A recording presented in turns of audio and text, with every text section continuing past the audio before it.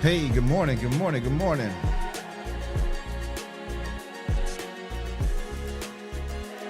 How's everybody doing today?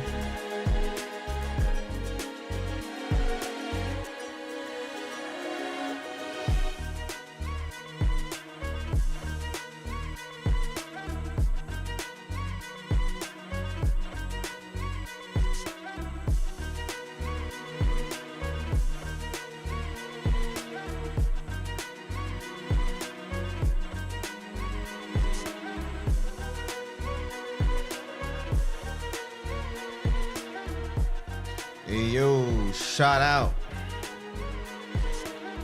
Shout out to Toronto Riggins. Happy birthday, sis. Happy birthday. I just caught that. Yeah, happy birthday. Happy birthday. I wish I would have called it sooner. But look, shout out to one of the greatest to ever do it. Proud of your journey, proud of your spirit, proud of where you're going. I know you're making moves out there in these streets, so happy birthday, another born day, another year to say I was here. I was here and I made a difference. So shout out to Toronto Riggin. Y'all sending some birthday love today. Really appreciate you. Oh, man. That chick yep said, tired, boss. I'm mighty tired, boss. Mighty tired, I know. But shout out to you. And also shout out to Monique. Yeah, Monique, bless you, boy. She bought me some coffee last week. Appreciate you, sis. This cup's on you. I thank you so much. And I need it because I'm tired as well. Busy weekend. Crazy busy weekend. But a lot of good things happening all around the board. All around the board. A lot of great things happening. Now, I'm kind of wondering, before I say anything, I'm wondering, am I being trolled this morning? I see Walter Glover in the chat. Is this a real Walter Glover or is this a troll account?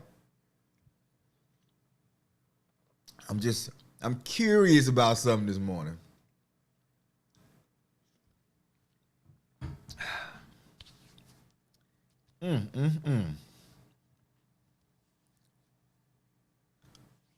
I'm curious, y'all, and I'm going to tell you why I'm curious.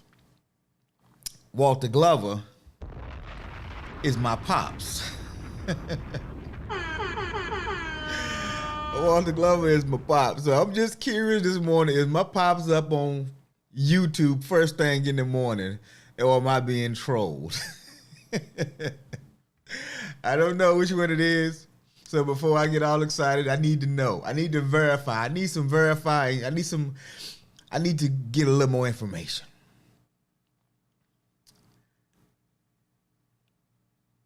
Got that L in there. Okay, yo. That's my big bro, y'all. That's my big bro. What up, boy? That's the big bro. Okay, all right. I'm good now because I'm like, yo, Pops ain't on here this morning, y'all. I'm just saying. I'm being trolled right now. But shout out to my big bro, man. Shout out to my big bro. I'm about to say I'm getting trolled. But yeah, man. Hey, man, it's a family affair. Welcome. Y'all send Walter some love, bro. I don't call him Walter either, so that's what's like, throwing me a little bit. But good to have you in the building this morning. All right. I think that's all my shout outs. I shouted out Monique. Appreciate you for the coffee. Toronto Riggins B-Day, and also my big bro, Walter Glover's in the building.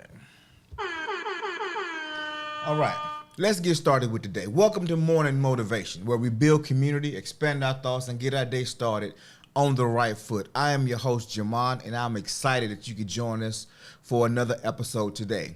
And as you're coming in, make sure you hit that like button so we know that you're here. And if you're new, don't hesitate on speaking, comment, letting us know that you're here, giving us your thoughts, your opinions, your comments. We welcome it all. And also, hit the subscribe button, and don't forget to share some things that you thought was impactful for today's session. And so we are definitely going to continue in the vein of not playing small. And today's topic is embracing your greatness. Embracing your greatness. Salute, D-Rod. What up, my guy? Appreciate you, yo.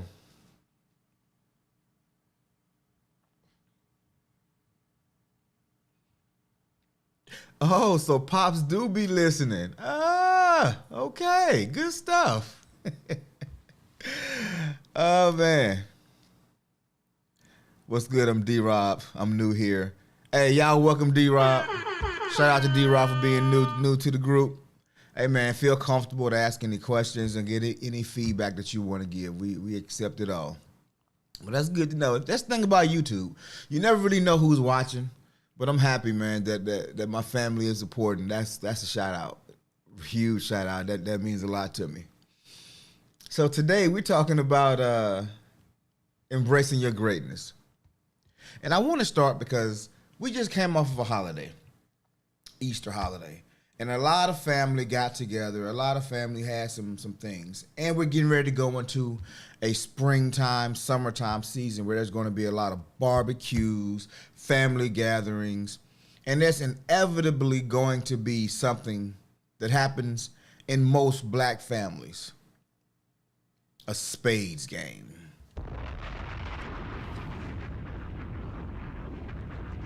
Are there any spades players in the house? I know that's kind of a dumb question, but I'm just curious. Is there anybody who really know how to play that game called spades? I mean, I don't mean you can match the colors. I mean, you actually understand the strategy. That gives the allergy season. If you was my partner and I looked at my hand and I said, partner, what you got? And you told me you had 4, and I'm looking at my hand and I know I got 8. What are we running? What are we running? Because I ain't scared to do it. I'll call it out. You better play your hand, though. What are we running if you got 4 books and I got 8? What are we running? We going to make it shake. What are we running? Somebody, if there's any spades players, tell me. D-Rob said, can't do it. Or wait a minute. D-Rob, you can't play spades or domino? You can't play bones? Bruh, okay. We gotta have a family meeting, y'all. We gotta get the family together because there's an emergency. There's a crisis happening right now in our community. D-Rob has just said that he can't play spades nor dominoes. Father God, we come to you now as humbly as we know how.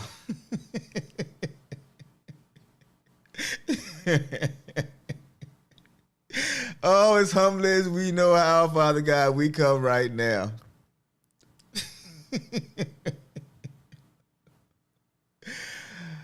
Oh, man, that chick yo says, I'm a newbie to spades, but I've been bit by the bug. I'm telling y'all, it is a great game to play. It is a fun game, and it can get a little aggressive. It really can get a little aggressive. So I get it, D-Rob, but look, when you confident in your abilities, you welcome the aggressiveness because you know you about to shut that mess down, right?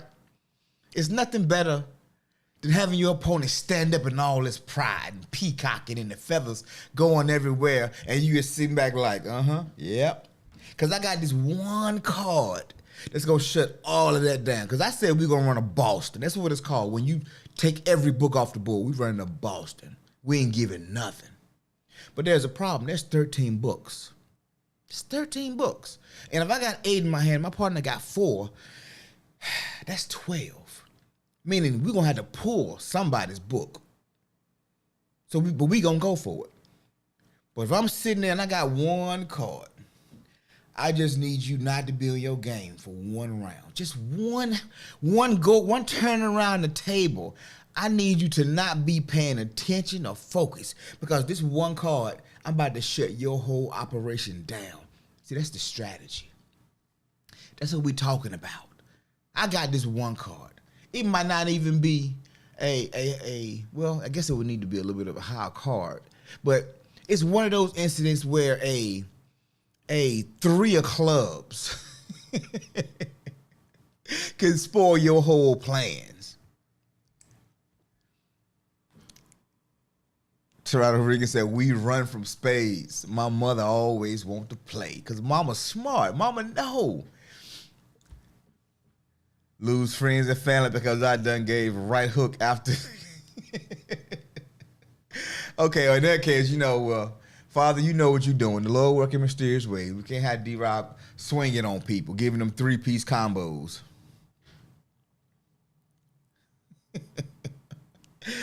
That chick yo says, I need some OG training. I'm going to be the silent killer. I mean, you know what? It's nothing wrong with being a silent killer, because that's historically what I've always been. Like, y'all think I'm really extroverted, but I'm not. I'm really introverted. It's just in spaces I don't always feel comfortable, depending upon the history or the newness of a space. And when I'm not comfortable in a space, I'll talk when I'm talked to. But I watch and I observe, I check energy a lot. And I've not always been welcomed, growing up early in my life. And so I tend to not try to overstep. But when it comes to some games like spades or even dominoes, the more comfortable I get in the room, the louder I become. The more this personality you see, the more comfortable I am in the room. But anyway, where are we going with spades this morning? There's a term in spades that we call sandbagging. Anybody know what sandbagging is? Even if you're not a spades player, do you know what sandbagging is? Does anybody know that term? I'm asking for a friend. Does anybody know what the term sandbagging means?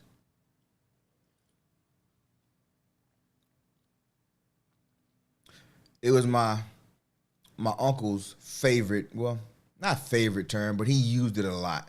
Especially because there are some players in the game of spades that they play it so much, they're so adapted to the rules, and they've seen the cards go around the table so many times. They know when something ain't being displayed. They know when they should have seen the card, but they didn't see it because they're playing their hand. And they know this card will generally pull that card. This one will generally do that. So what does that mean? Who knows what the term sandbagging means?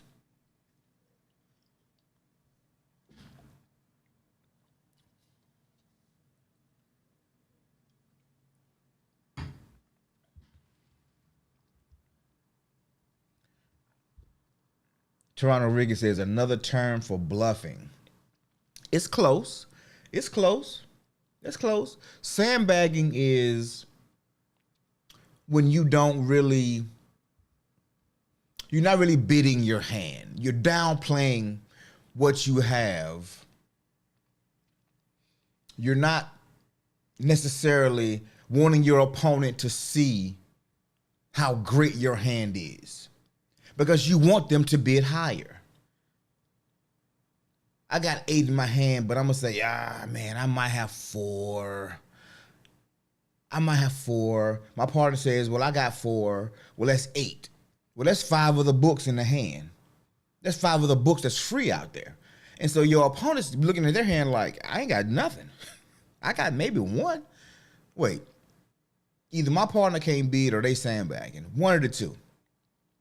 Sandbagging.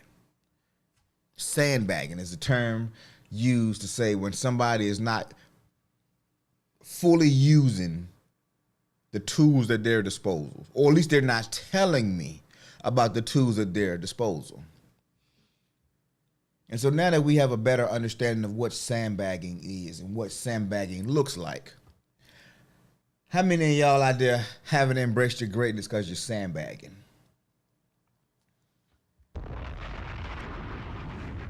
How many of y'all out there that's really sandbagging? You know you got skills here, you know you got skills there, but you're self-deprecating. Somebody tell you look nice today, oh, I like the shoes you got on. Like, oh man, nah, bro, I got these on sale, bro. You know, we downplaying the good things that we have. Oh man, I heard you singing in it the other day in the choir, and woo, girl, the heavens opened up. Oh no, my voice I was a little hoarse. I couldn't really get what I wanted to get out. I was a little phlegmy today. We sandbagging on ourselves, people. Why? D-Rob said, that's a bar. How many of us are downplaying our skills, our abilities, our talents because we're afraid that they're going to upset somebody that's in the leadership? We're afraid that now we're going to set a standard that we're going to have to be held to. Sandbagging. What's the difference between Michael Jordan and who was a player during that era? Who was a player in the era that should have been great? Oh, let's say Baby Jordan. What's the difference between Michael Jordan and Baby Jordan? Matter of fact, D-Rod, what was Baby Jordan's name? What was his name? He wasn't Jordan's son. He came after Jordan a few years. Harold Miner, I think is what it was. Correct me if I'm wrong, D-Rob. But they called him Baby Jordan while he was in college because he played just like Michael. The same tongue out, bald head. He looked like Michael on the court. That chick Yo said, been there. Right. We're sandbagging out here.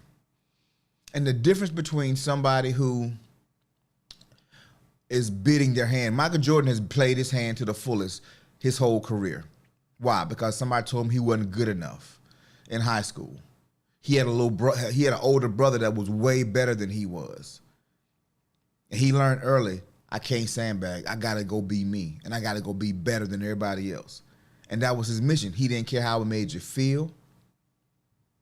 He didn't care if you thought he was cocky or arrogant. Nope, I'm going to be my best every time I suit up. I got the flu, guess what? I'm going to show up and be my best. D-Rob says, so I take 2 classes a semester, which is probably why I don't have my associates yet. I'm sure I can take more classes, but I'm comfortable where I'm at. Is that sandbagging? I wouldn't say it was sandbagging. Because you're actually doing it. Now, there is a very fine line between sandbagging and self-preservation. There's a fine line between it. If you work in a full-time job and you taking 2 classes a semester, for most people, Harold Miner, cool, yeah. For most people, that is a full schedule. And if that's all you can do comfortably, I would say no, it's not sandbagging. However, if you know you got a mission and you know it, taking a 3rd class won't really interfere with nothing, it might make you work a little harder, but it's not going to derail your life, meaning you don't have a wife and kids at home. You're not working 2 jobs trying to do this thing. If school is a job and work is a job and you're doing it to get you somewhere, yeah, I would say you're not really sandbagging, but you're not playing your hand to the fullest. You could get a little more juice out of that squeeze. Hey, bro, I did it. I worked 2 jobs and went to school full time, but that was my path. All men are not created equal. But I was on a mission. I'm always on a mission. Y'all look at this show. I started doing 5 days a week, right? I had never really done YouTube before. I don't really do things small. Whenever I do it I maximize the energy and time that I have to do it. Everybody doesn't work that way. That's not everybody's comfort zone or comfort level. So you have to go according to where your abilities are. Whatever your abilities are.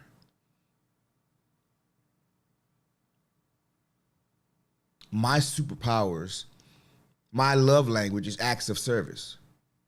So had I been single, if I was in your situation, D-Rob, I probably wouldn't have went as hard.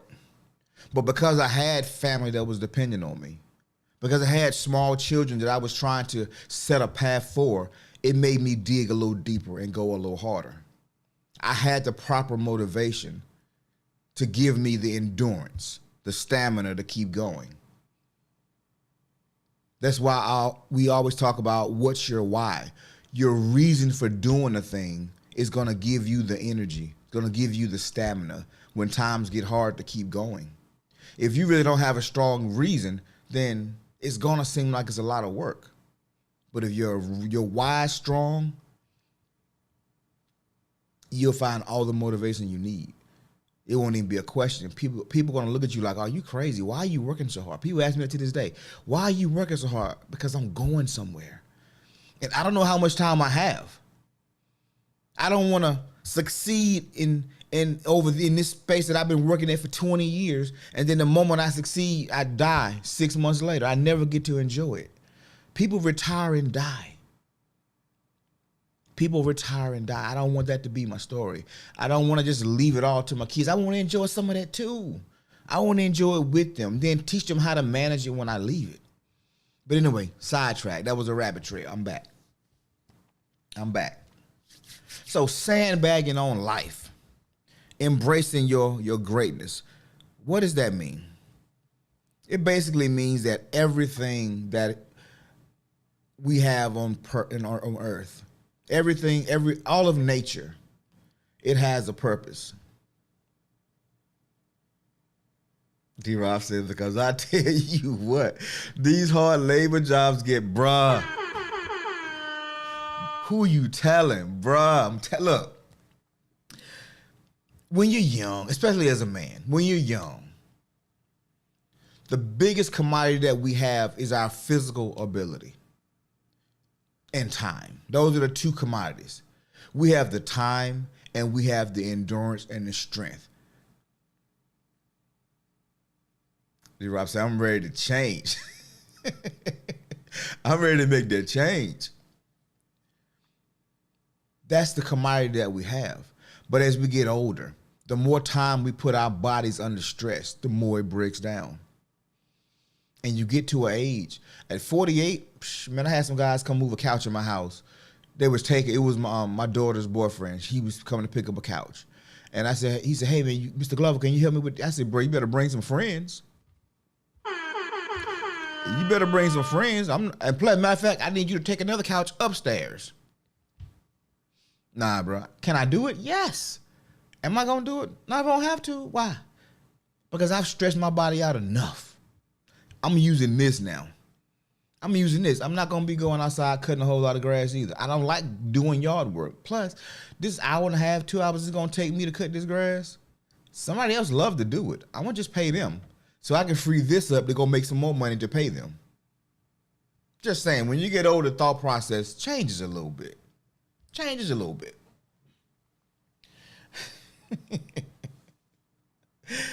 Yeah, D-Rob said he ready to change some lives coaching. But to everything, there's a purpose. Everything, there's a season. Everything, there's a time. Yesterday, we celebrated it was Resurrection Sunday. We celebrated Resurrection Sunday. Like, I be like, yo, people like, man, you got a little muscles, bro. It's for show. These are for show muscles now. I take these to the beach with me. I take these when I'm shopping. I want to find some shirts that fit nice. I take them then. Manual labor? Nah, bro. If I can help it, I ain't doing too much. But if I got to, you know your boy gonna do what he got to do. But there's some other people who enjoy doing that stuff. There's some young guys out there trying to learn. And honestly, until you get to your breaking point, until you get to a point where you say, you know what, it has to be a better way, we're going to use what we've always used, what we've always known.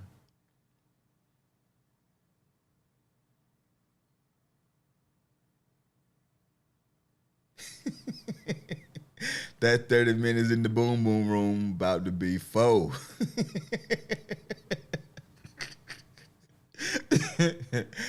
I'm gonna be honest with you, bruh. You're joking about that right now. Just keep living, you young Simba, keep living. That's gonna be the one area you gonna fight to keep at 30. Cause I'm telling you, as you get older, man, sometimes your interest goes. You're not as interested anymore. If you and the thing about it, man, if you've been in a long-term relationship, it's a little different versus if you still out here single. It's different. It's you know what? This is not the show for that. So yeah, we'll say that for the men's panel, D-Rod. We'll say that for the men's panel. But look, case in point, I got you. So, but everything that's made, all the animals, talking about Resurrection Sunday, when God created the heavens and the earth and all those that dwell therein, everything that was created with a purpose. Fish are supposed to swim. They're not supposed to be on the land. Birds are supposed to fly. They're supposed to be on the ground. There's a purpose and design for everything. The trees, they produce oxygen. They filter the oxygen. They protect us from the harmful sun rays. They give animals shelter. I mean, everything that was created or made has a purpose. And we don't think a tree is arrogant because it gets bigger and bigger and it provides more shade. We don't think a tree is doing too much when it's doing what it's supposed to do. We don't think fish or birds are doing too much when they doing what they. We all look at buzzards like they're the most disgusting thing ever. But we appreciate the work that they do, getting rid of the dead things on the side of the road. Everything has a purpose. And so in order for us to truly embrace our greatness, we have to understand our purpose. Meaning we have to own our power. Jesus was resurrected on the third day. He ascended into heaven, sitteth on the right hand of the Father, right? With all power in his hands.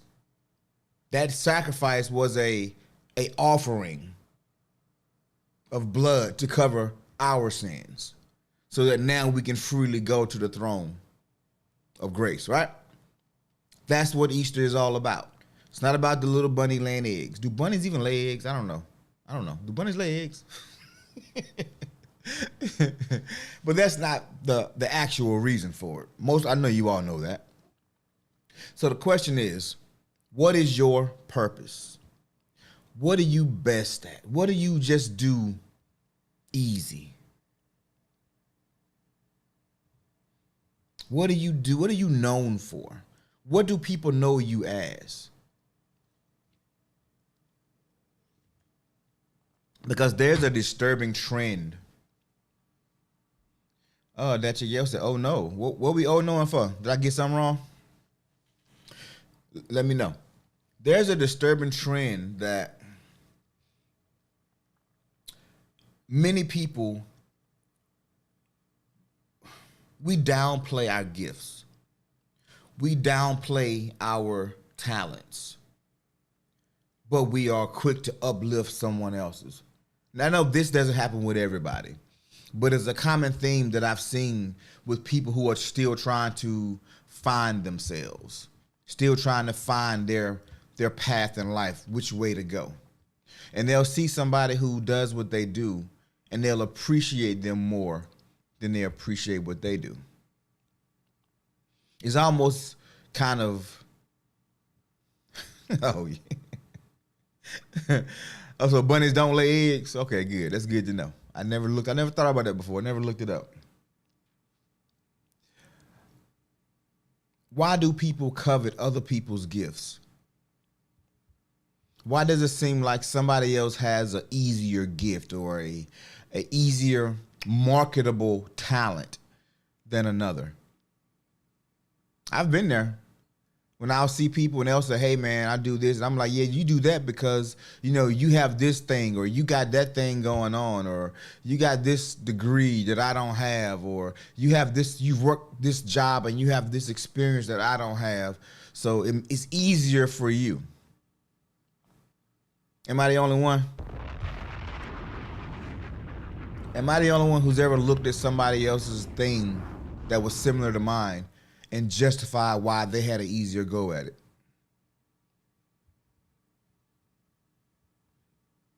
Am I the only one? I can't be the only one. Matter of fact, I know I'm not the only one because I've had people tell me that. Hey, man, I like what you're doing, man. You know, your topic is easy, man. I'm like, my topic is easy? And I'm looking at them like, what are you saying to me right now? What are you, mine is easy? Bro, if I had your skill set, bro, I'd be killing the game. Then it hit me. Why aren't you killing the game now with your skill set? Do you think his skill set is somehow better than yours? Sandbagging. We sitting around with a loaded hand, most of us, and we ain't bidding it. And it ain't because we're trying to set somebody else up. It's because we don't truly embrace our own power. We don't want to have dominion. We want to have dominion, but we don't want to do what it takes to have dominion and power and authority. You see, courage isn't this mythical thing that only a few have. Courage is when you feel the fear, but you do it anyway. That's courage, and anybody can have that. Anybody can have that. That chick yo said, nope, not alone. Courage is doing what needs to be done, regardless of what the fear is, regardless of what the outcome may be. It's doing. I mean, every parent understands that. Every parent understands I have a responsibility. I have a responsibility to these children. Now, do all parents do that? No. No. Because some parents, it's hard to be something you've never seen. If you've never had a mother in your life or a father in your life, if you was raised in the foster care system and you never had stability, it's going to be hard for you to understand what it even looks like.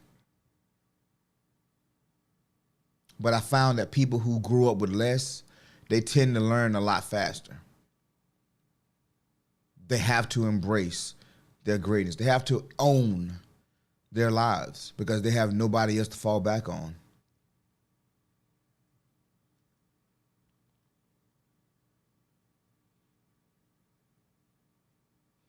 And part of owning your power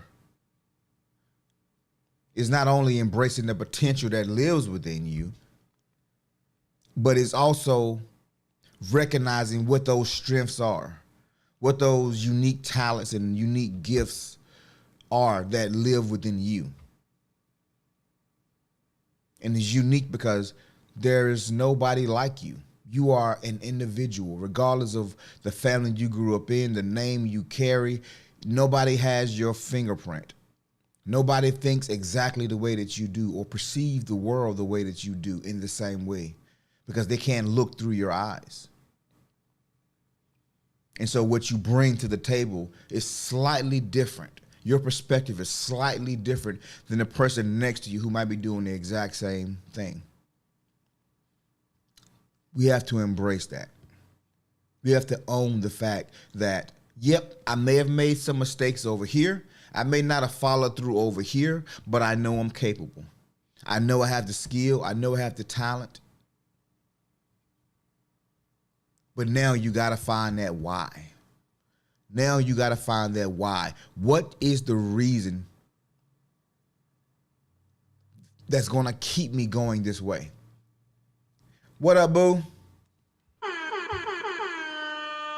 Shout out to my number one fan, Baviette. What up, boo?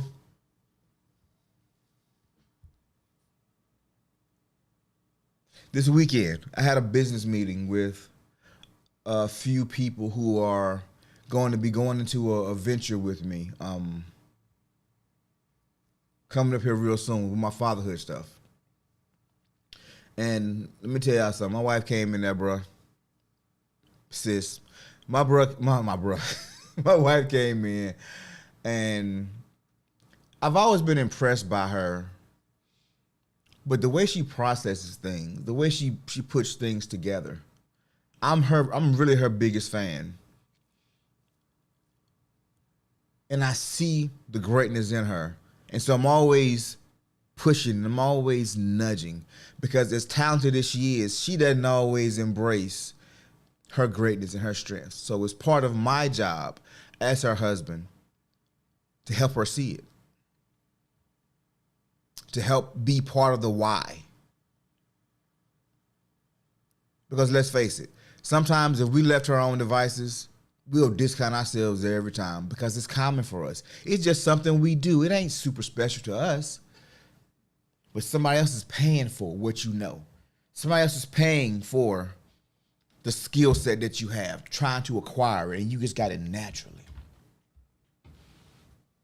I'm not a good speaker primarily because I joined Toastmasters. I'm not a good speaker primarily because I read a book on it. I have a natural gift when it comes to speaking. I just had to hone it. I had to go get some information, get around some people who did it to figure out how to best say it, how to be a better presenter of my gift, being a steward of your gift.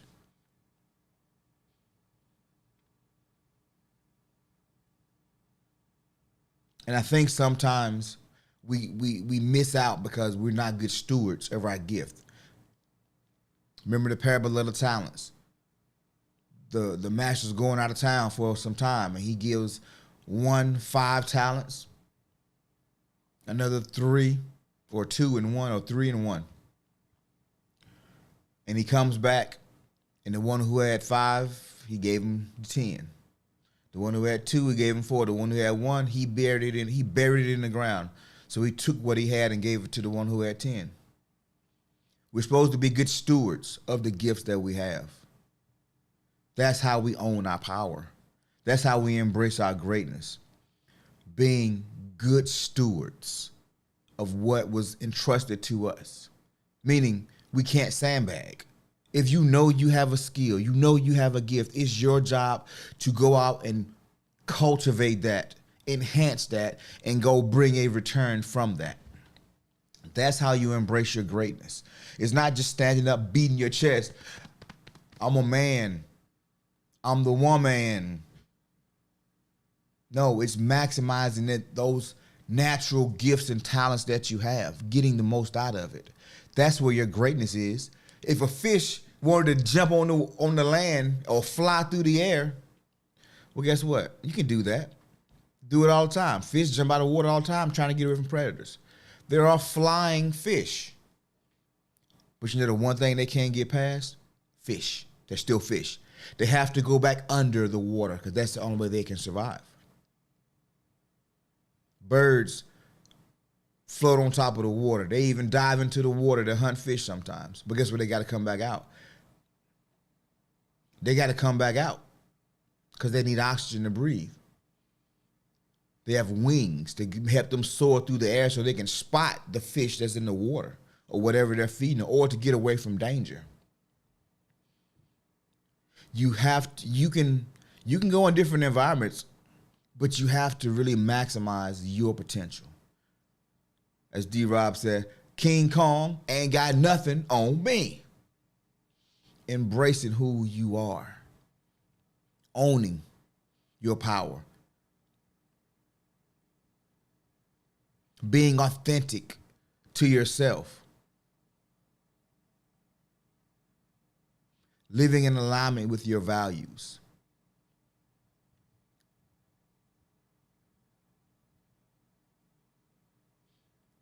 And one of the biggest things is, how do we overcome self-doubt? Because as much as we'd like to deny it, insecurity kills confidence. And when you have no confidence, the self-doubt gets stronger and stronger. And now you're really sandbagging. You're really self-deprecating at an all-time level. And you're not just saying it, but now you're starting to act like it. Now you're not following through on the things you said you were going to do. And it all started from an insecurity. If you think about the fall in the Garden of Eden, you know, the snake, Satan, he didn't have any power, not any real power. He just caused some insecurity. God, did God really say? And that's what happens to us most times. We get a thought that causes us to have a little insecurity. And then that turned into self-doubt. And now the confidence that was soaring here now starts to nosedive and go down. And now we're underperforming. Now we're sandbagging.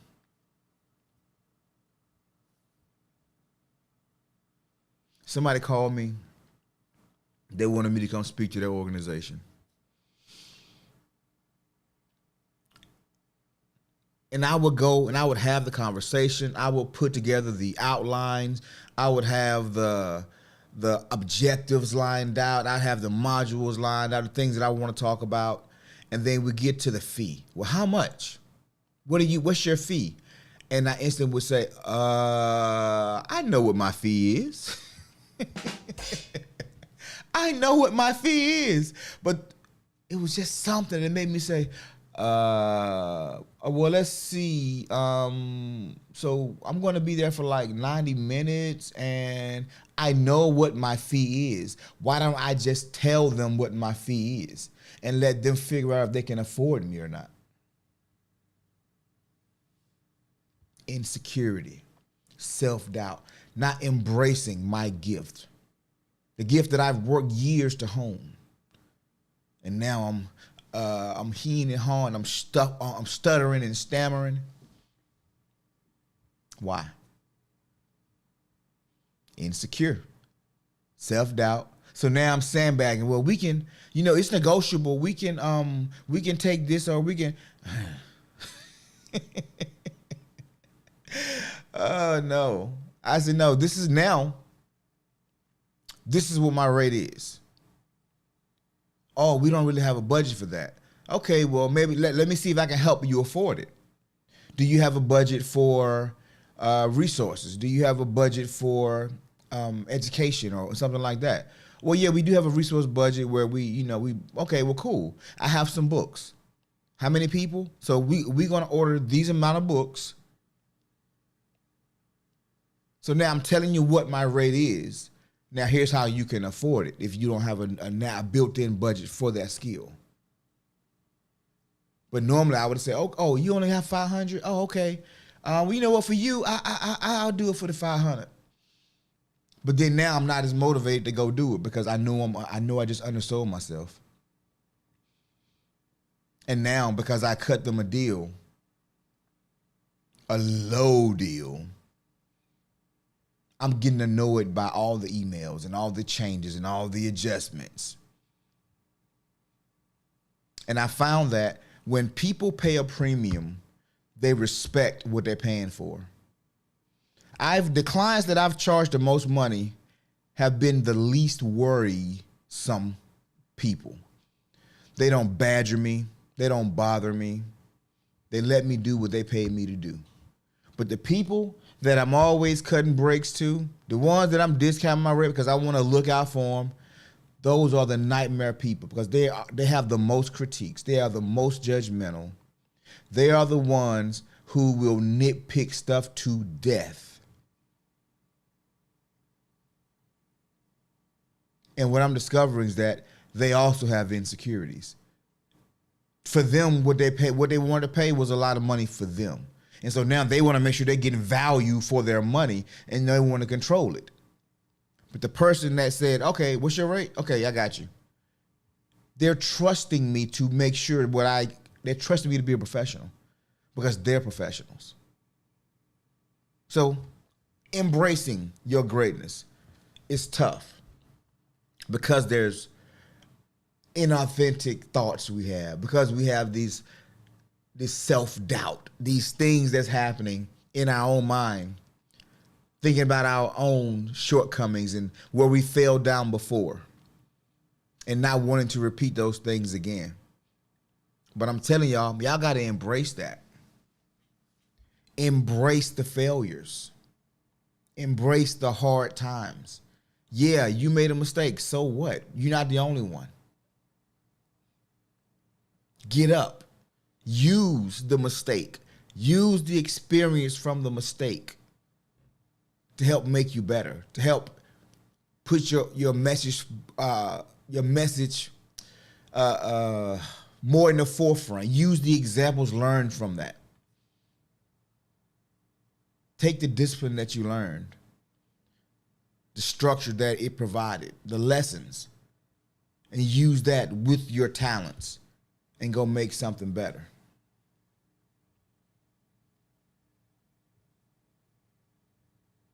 That's what it's about. That's how you own your greatness. That's how you embrace your greatness. That's how you own your power. That's how you overcome the self-doubt and the fear. Creating those affirmations, declaring what you are, what you are striving for, and then being grateful for where you've come, what you've overcome. Being grateful for the family and the friends and the life that you've lived. Whether perfect or super flawed, you still here and it's your life. Find the lessons. Find those lessons. And finally, people, there's a saying that no man is an island, meaning most of us are here not so much to be by ourselves. We can't do a lot of things by ourselves in this place. We can, but we were never designed to be alone. We were always created or work best when there's companionship, when there's a team of people, when there's some other person that has your back that's looking out for you. Could be a family member, could be a best friend, could be a spouse or a significant other. We were never designed to be by ourselves. And so now we use our stories, we use our talents to empower other people, to inspire other people. That's why entertainers make so much money. That's why entertainers charge a premium for the things that they do.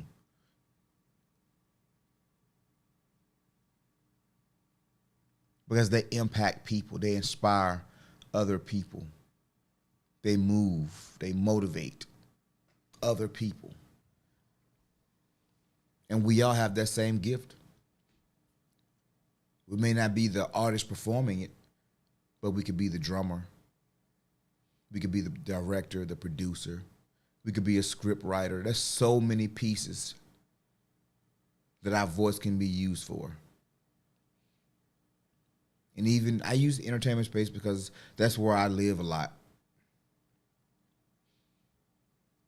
But the bus driver that greets every person that gets on his bus with a smile, that's building relationships with the people that ride his bus regularly. They look forward to seeing that bus driver in the morning. They look forward to seeing that smile and being welcomed by somebody. It doesn't matter where you are or what you do in life. Be the best version of yourself at all times. Yep, bad stuff's gonna happen. Yep, we're gonna be insecure. We're gonna feel sad. We're gonna feel down. We're gonna feel like we're inadequate sometimes. But that's when you do the affirmations. I am highly favored. I am blessed. I am the head. I'm not the tail. I'm above and I'm not beneath. I'm a creator. I'm an owner. I'm a lender, not a borrower. I mean, whatever your affirmations are, that's the time when you say your affirmations, when you feel less.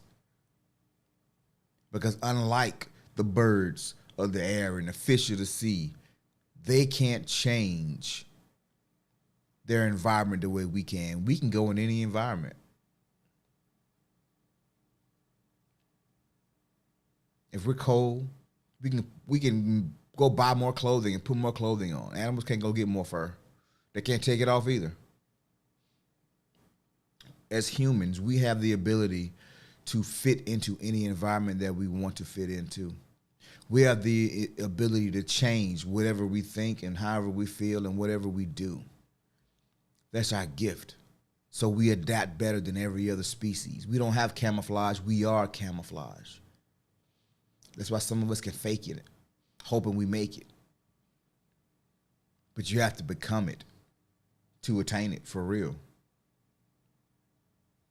Now, I want to get off my soapbox for a few minutes. I feel like I've been on this little soapbox for a minute. But it's just more than motivation. This show truly is, I want to help people see their full potential. I want to help people become their best self. Because sometimes we don't grow up in families that appreciate us. We don't have a friend circle that, thinks the most of us. They just using us sometimes. We don't go in jobs that give us the freedom to move and to progress. It's you do this, you do that, and you go home. Then tomorrow, if you don't come tomorrow, I'll replace you the next day.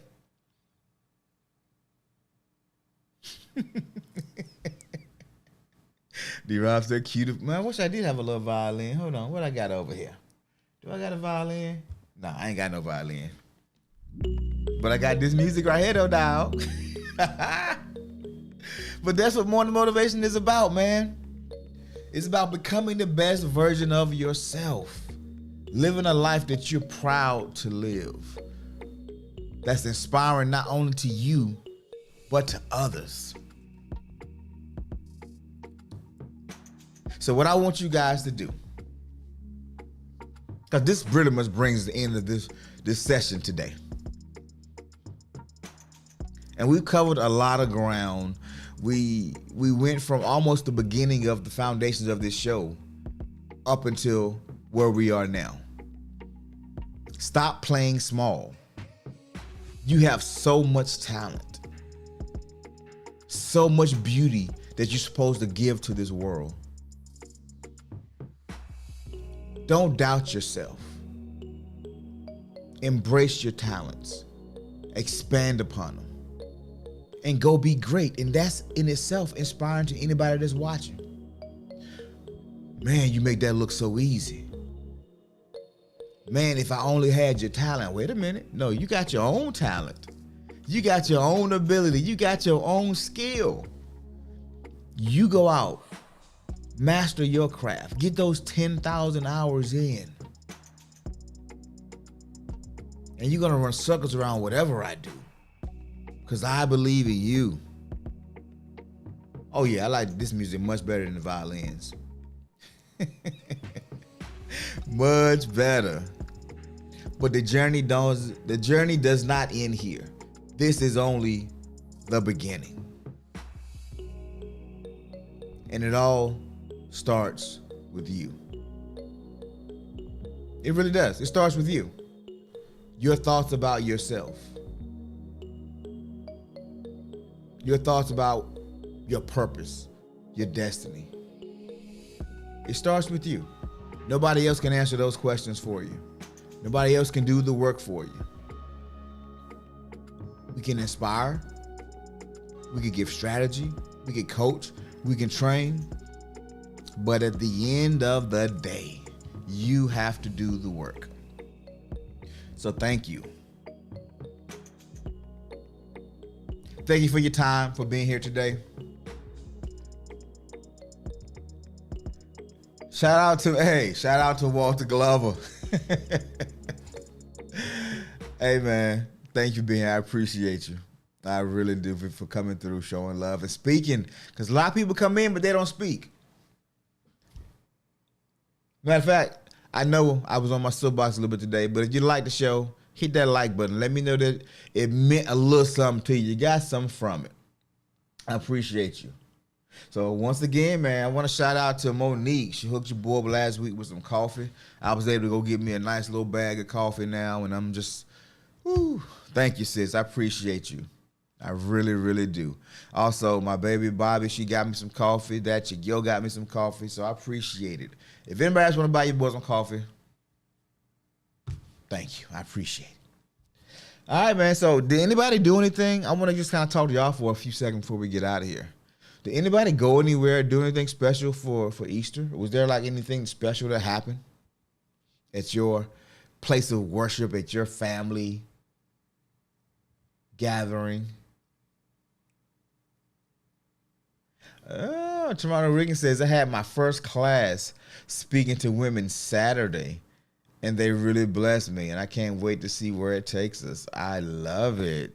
Wait, hold on. I'm about to get the wrong sound effect. Hold on. Let me go back to this page right here. That's what I'm talking about. Good job, Toronto. Hey, it's 11 in the morning motivation. D-Rops, I stayed home, made beef tips and gravy over rice. Boy, let me find out D-Rob be slaying in that kitchen too. Y'all some talented people, man. I'm glad. Like, I'm just happy to be listed in the same breath as y'all. I tell you, all y'all got some gifts, some talents, right? Toronto, let's go. So she had to have her first class. Love to hear it. Love to hear it. And this week, man, I'm going to be giving y'all some invites out. I'm setting the date for my new company launch. And I think because my May is already booked up, April is packed and it's too short notice. So I'm thinking June. We need to do a morning motivation meetup. But I'm doing a launch. We doing a company launch in June. So I'm thinking about inviting y'all all to the launch too. What y'all think about that? Y'all think about coming out, supporting the company launch, and then just having the morning motivation meetup at the same time?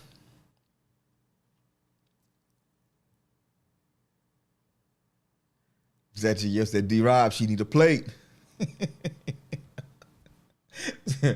And tell the ladies D-Rob say, what's up? Oh, man. I love it. I love it. All right, let's get ready to get out of here, y'all. Don't have a date set just yet, but I'm thinking it's going to be maybe the weekend before Father's Day, so that will be like the 8th. So, but we're going to confirm the date over the next week or so, and we'll confirm it then. But probably either the weekend before Father's Day, sometime before Father's Day, or maybe the week after, but I'm thinking before. But either way, I'll let you guys know, and it won't be too long. I won't wait till May to tell you. It'll be probably the next week or so. But that's what we got planning, man, because I really want to link up with all you guys and get in the room and break bread with you. Because we've been on a journey, and you guys have been faithful. You've been rocking with your boy, and I'm just excited for everything that, is coming down the road, because I see y'all making moves. I can't wait to have that press pass and be walking on the field like, like a grasshopper among giants with D-Rob and his crew. I'm gonna do the intro for Toronto Riggins one day. I'm gonna bring her up on stage. Can't wait. I can't wait to have that chick Yo doing some management stuff, since I heard she's such a great manager. And Monique, oh man, sky's the limit, man. Sky's the limit. I love the way that mind works. But more importantly, though, my number one fan, Bobby, girl, we got some stuff to do. And I'm excited to do it with you. All of it. All right, guys, happy Monday. As Health Talk would say, y'all have a great day. No matter what, go out, be happy, make some friends, do something that's going to get you to your next level. Be conscious and be intentional about, and I'm going to say be vigilant about your direction, the people you let into your space, and what you take into your spirit, because it all matters. Think on these things that are pleasant, lovely, joy, and have a sound report, right? Think on those things. Get around people that encourage you, that promote you, that support you. And you'll find life just a little sweeter. You'll find the workload to be a little easier, a little lighter. But that's what it's all about. Life is not easy, and it's not fair. The reason the wealthy are wealthier than most of the people that believe is because they're not waiting for somebody to come save them. Because they got the assignment. We were given dominion and authority to go out and conquer and subdue and have dominion. Our mission was never just to wait until we get to heaven. We were created to be on earth, which is why there will be a new heaven and a new earth, so we can still be on earth. So go out and have dominion today. Don't wait. Live it today.